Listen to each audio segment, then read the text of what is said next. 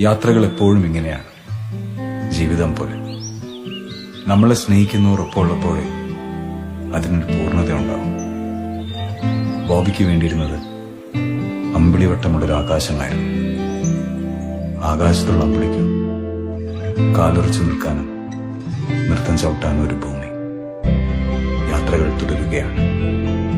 എത്രമേൽ സരസമാ ലക്ഷ്യങ്ങൾ, അത്രമേൽ കഠിനമോ മാർഗങ്ങൾ. മണ്ണിലാണ് സ്വർഗം, ഈ നിമിഷമാണ് നിൻ പർദീസ. മുന്നോട്ട് മുന്നോട്ട് മുന്നോട്ട്.